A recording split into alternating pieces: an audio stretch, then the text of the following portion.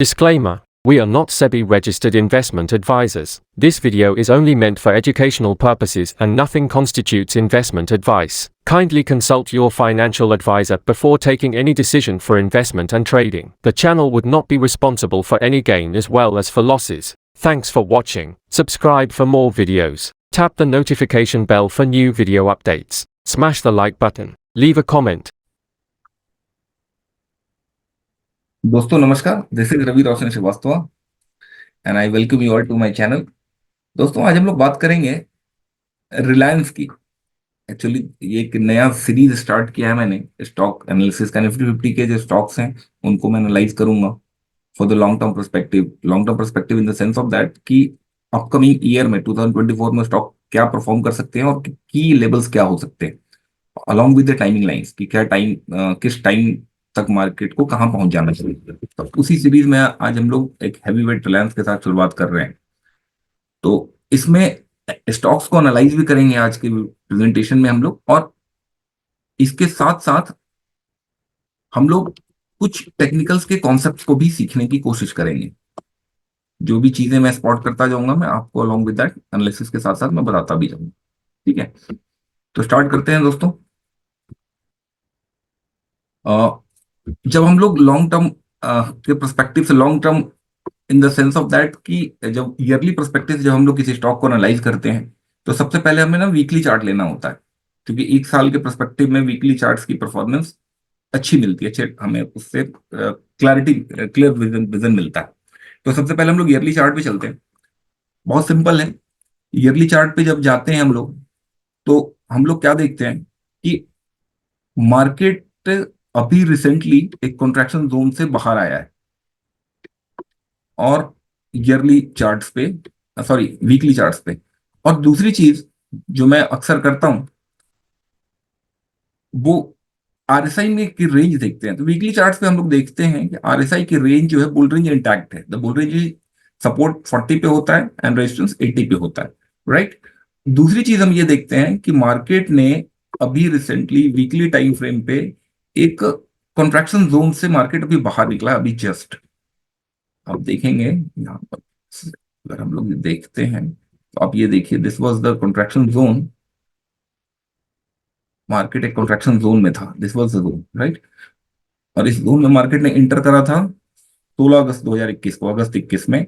और अभी ये पहली बार इस जोन से बाहर आया है, राइट, 8 जनवरी 2024 को। तो जब ये जोन से बाहर आया है, क्योंकि कॉन्ट्रैक्शन जोन बहुत बड़ा था, रफली अगर हम लोग देखें तो ये जोन स्टार्ट होता है 21 को और बाहर आता है ये 2024 को। तो ऑलमोस्ट 2.5-3 सालों का ये पीरियड है जब मार्केट एक कॉन्ट्रैक्शन में था। मार्केट में कोई प्रोग्रेशन नहीं थी, ना कोई हाई लगा था ना लो लगा था, मार्केट इसी जोन में घूम रहा था। और जब मार्केट यहाँ से ऊपर आता है, ठीक है, तो चांसेस हैं कि मार्केट यहाँ से बहुत अच्छी, बहुत ब्लास्टिव मूव दे सकता है, अच्छे मूव दे सकता है ऊपर की साइड में। ठीक है, तो वीकली चार्ट पे हमें ये दिखता है। अब चलते हैं डेली चार्ट पे, एनालाइज करते हैं कि हमें प्राइस एंड टाइम टारगेट्स कैसे मिल सकते हैं। डेली चार्ट पे आते हैं, और डेली चार्ट पे हम लोग क्या देखते हैं कि डेली चार्ट्स पे ना हमें दिखता है कि मार्केट एक कॉन्ट्रैक्शन जोन से बाहर निकला और अगेन एक दूसरे कॉन्ट्रैक्शन जोन में इंटर कर गया। ये देखिए, आप यहां से देखेंगे तो आपको क्लियरली विजिबल हो जाएगा मैं क्या पॉइंट आउट करने की कोशिश कर रहा हूँ। और यहाँ पे एक टेक्निकल एनालिसिस का ना कॉन्सेप्ट होता है, इसे फ्रैक्टल बोलते हैं। और यहाँ पे हम लोग रिपीटेड फ्रैक्टल्स भी देखने को मिलेंगे। ये देखिए, वो प्राइस रेंज थी जिस रेंज में मार्केट कॉन्ट्रैक्ट कर रहा था पिछले काफी दिनों से। ठीक है, इसके पहले देखेंगे तो कॉन्ट्रैक्शन जोन पहले भी था, इसी को उठा के हम लोगों ने यहाँ डाल दिया। आप देखिए, ये कॉन्ट्रैक्शन जोन में था, यहाँ पर बाहर आया, ऊपर गया, अगेन मार्केट ने ऊपर जाने की वजह मार्केट ने कॉन्ट्रैक्शन अगेन फॉर्म कर लिया अगेन।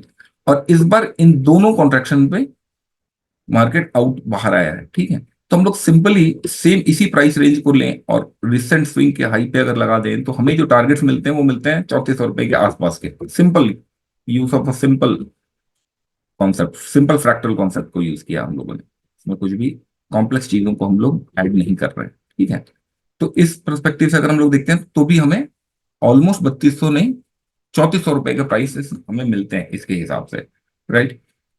तो फ्रैक्टल का यूज इस तरीके से भी आप कर सकते हैं। दूसरी चीज जो बहुत इंपॉर्टेंट समझ में आती है इस चार्ट में, वो ये दिखता है कि अगर इन दोनों को हम लोग कंसोलिडेट कर दे, दोनों कॉन्ट्रैक्शन जोन्स को, तो हम लोग एक चीज देखते हैं कि मार्केट ऑलमोस्ट 2020 से कॉन्ट्रैक्शन जोन में है।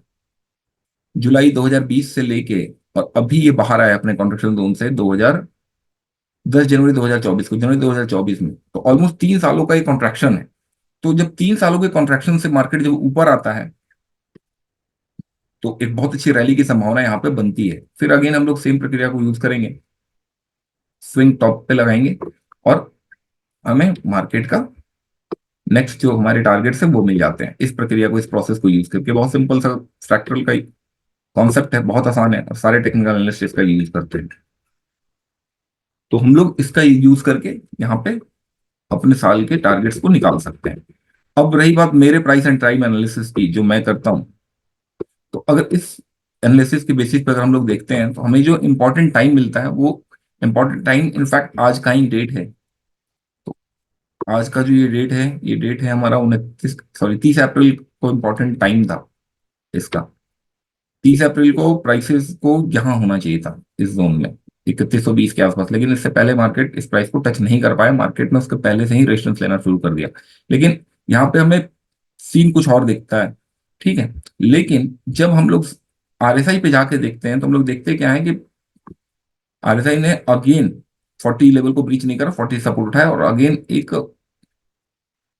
हमें ना एक बहुत खूबसूरत हिडन बुलिश डाइवर्जेंस की फॉर्मेशन दिखती है, राइट। तो मैं क्या करता हूं, मैं इस लाइन चार्ट्स को ना कन्वर्ट कर देता हूं,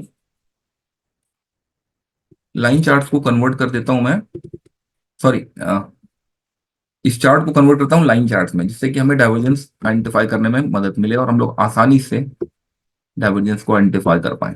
see guys, here is the first bottom and here is the second bottom, दोनों को हम लोगों ने कनेक्ट कर दिया, राइट। तो ये वो जोन है जहां पे मार्केट अभी कंसोलिडेट कर रहा है, राइट।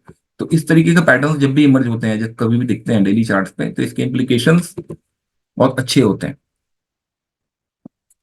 अब हमें वापस कन्वर्ट कर लें अपने कैंडलस्टिक्स में, और अब हम लोग देखेंगे कि मार्केट यहां से सपोर्ट लेने की कोशिश कर रहा है, ठीक है। तो अब हम लोगों के पास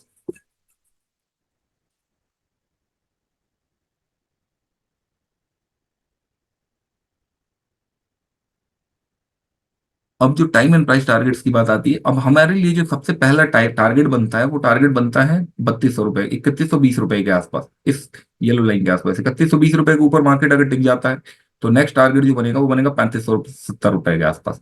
और 3570 के ऊपर चला जाता है तो 4000 की प्राइस रेंज हमें देखने को मिल जाती है। और ये जो नेक्स्ट इंपॉर्टेंट टाइम्स है, वो आपके लिए इन प्राइसेस को दिखाने की जो डेट है, जिस डेट को प्राइसेस आ जानी चाहिए, मतलब 29 जुलाई 2024 को या तो आ जानी चाहिए, और या तो फिर 28 अक्टूबर 2024 तक ये प्राइसेस हमें देखने को मिल सकती हैं। तो the best way to trade this, कि जब कभी भी आपको सपोर्ट मिले या आपके कोई पैटर्न इमर्ज हो, बुलिश पैटर्न इमर्ज हो, आप बाइंग के लिए जा सकते हो इन लेवल्स पे। यानी 2670 के आसपास एक बाइंग अपॉर्चुनिटी अगर आपको मिलती है, आप बाइंग कर सकते जा सकते हो। इसके ऊपर 3120 के ऊपर मार्केट टिकता हुआ नजर आता है, आप वहां बाइंग करके जा सकते हो। जो टारगेट्स लेने हैं आपको, वो लेना है 3570 का, और दूसरा टारगेट लेना है 4020 का, ठीक है। अगर इसके भी ऊपर मार्केट निकल जाता है, इसकी संभावना काफी कम है, लेकिन अगर इसके ऊपर भी निकल जाता है, तो हमें फिर जो प्राइस मिलती है वो मिलता है 4941 का।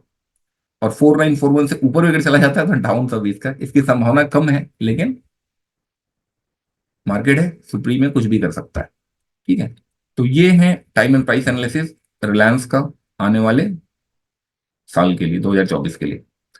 Thank you guys, I hope कि आप लोगों को ये एनालिसिस पसंद आएगा और आप लोग इसका पूरा बेनिफिट उठाओगे।